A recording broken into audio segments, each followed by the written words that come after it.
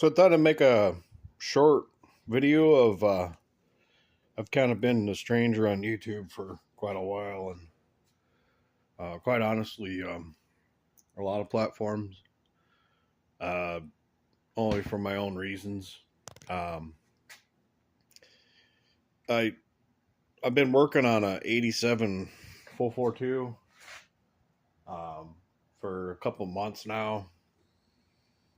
I had to get away from the front wheel drive stuff and kind of get into something that basically is more of a horsepower generated type thing.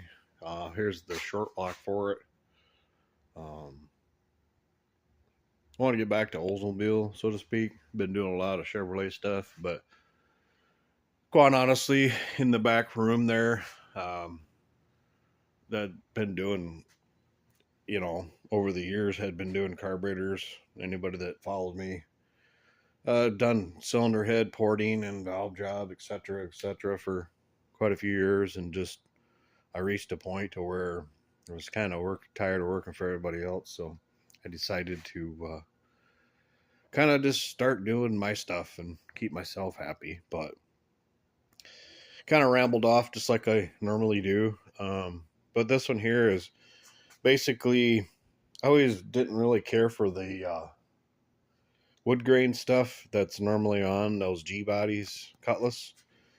Um, so as you can imagine, I have something that I'm going to do with the cluster as well.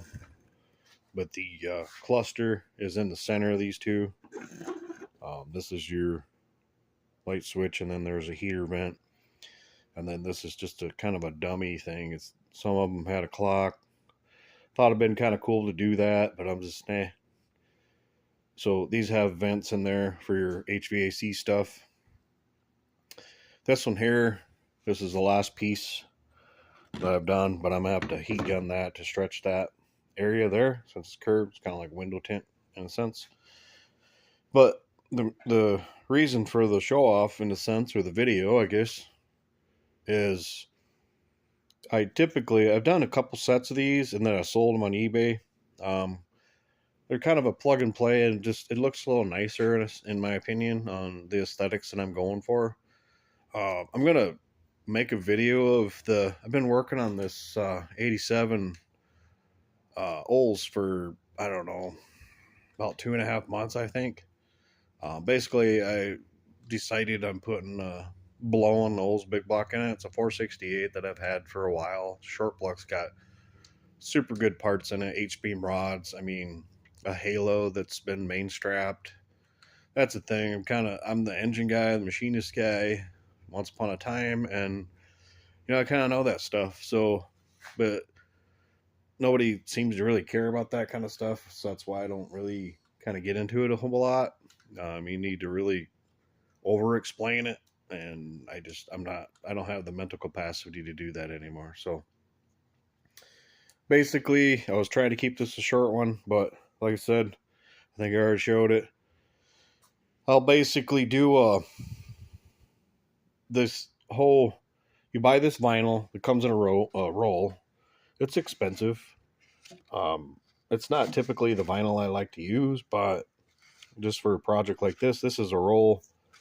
I think it was 6 foot by I don't remember how many inches, but bought that. And I don't typically buy stuff in the local parts stores, but some stuff I will. And it's just this is one of them. So got rid of the wood grain basically, and eBay has a marker that's similar to this, but it's like a paint marker, and it will do it's a chrome, because these things from the factory, these trim pieces,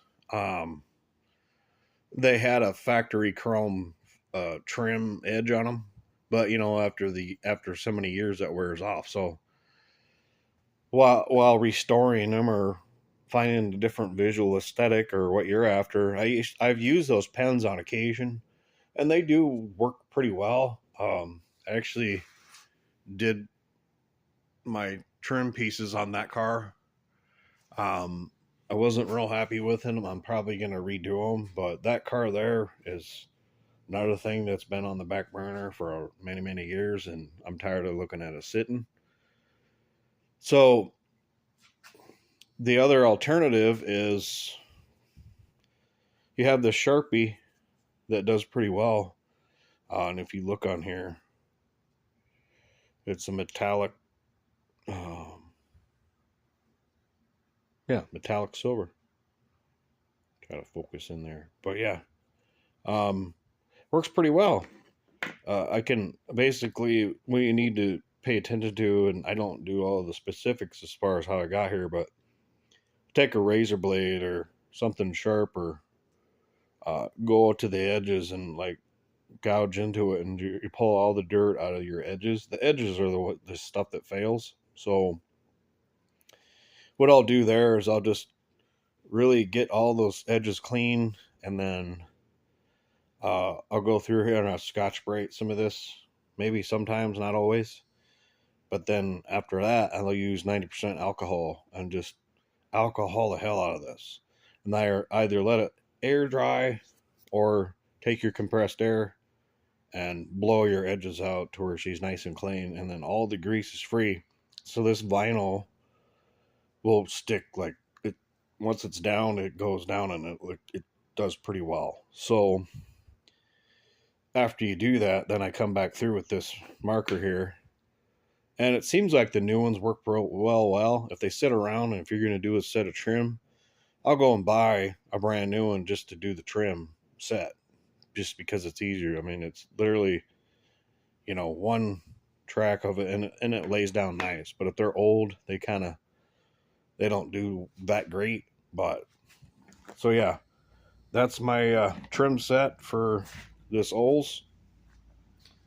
And yeah, well, these are 75 Olds 442 emblems. So this build that I'm doing, okay, so let me backtrack a bit. So I'm going to vinyl cut just a silver rocket right in the middle of this. I mean, this is a platform a guy could do whatever you wanted, in theory. I've already kind of gauded up the interior in a sense that I have a Hurst shifter handle that I milled out, and then milled out this 442 pattern, and then I epoxy resin that it's using that Hurst T handle. It's a pretty cool piece, but I did that several years ago. Didn't know where I was going to put it, but this is where it ended up. Um, so yeah, I 3D printed a gauge panel that has lots of or a couple logos on it too. So I'm just going to keep this one simple. Later on, I may. Obviously, this car will never have air conditioning. I mean, that's not why we really build these. But uh, if these chilly, if I could still drive it if there's no snow on the ground. So I've noticed that once you take that heater box, that HVAC box out, granted you have, your heat's generated from your coolant, obviously, but I've noticed there's these electric 12-volt heater boxes that you can basically buy off eBay for pretty decent money. It's really not that expensive. So I'm seriously considering later on down the line. I kept all the heater vents that I popped out of here, and then I could do, one on either end, like that one, and then one here, and then one on the floor, and then one on the defrost type deal. So I could basically flip a switch, because what's going to happen, I think, here, this one's upside down, so my bad. So I got a nice era specific radio that I'm going to put in here. And then this is obviously your HVAC. I'm going to have my switches, my override switches for basically fuel pump and fan. Those are all going to be, like, fuel pump will be put on your key switch, but if something happens, you want to be able to shut that off on demand, as well as your if your thermostatic switches fail on the engine, you want to be able to turn it on or off, etc. So I think later on I may do like it'll have a little rheostat kind of thing, just for heat, electric heat, So I think that'd be kind of neat. But there again, it's like it remains to be seen how much a guy really drives the thing. Having a blown big block. I mean, granted, it's only going to get 9-10 miles to the gallon, but I really don't give a shit about that, quite honestly. because the car's got yeah, I need to do a video on it because the car's got 35 spline axles, um, and a full spool with the aluminum 9-inch center section.